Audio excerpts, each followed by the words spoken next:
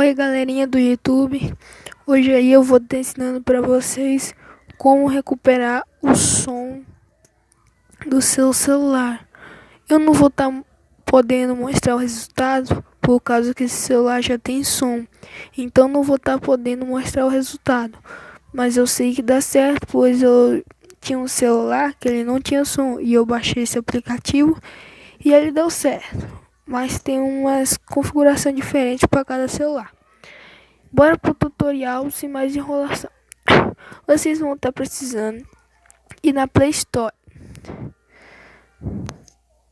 E na Play Store, vocês vão estar pesquisando Soundabout. Vocês vão pesquisar esse nome aí. Aí vai estar aparecendo essa aba aqui. É essa aba aqui que vocês vão estar instalando ele. Esse app vai fazer o seu celular voltar o som.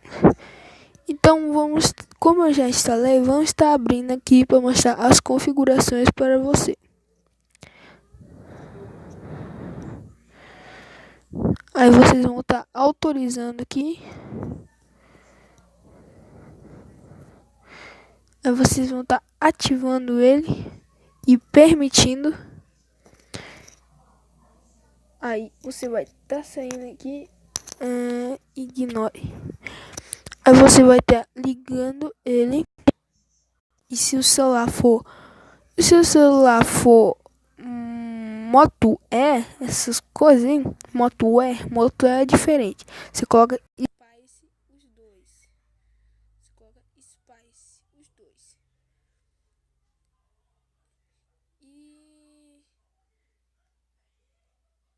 E se o seu celular for diferente, J5, J1, J2, vocês vão estar colocando em Spike aqui. E pronto, o seu som irá a voltar. Deixa eu colocar uma música aqui para vocês estarem vendo. Mas não vai ter nenhum resultado. Oxi, esse bug aqui foi mal, pessoal. Teve um erro aqui. Desculpa. Aí vocês vão estar. Eu vou colocar uma música aqui para mostrar para vocês.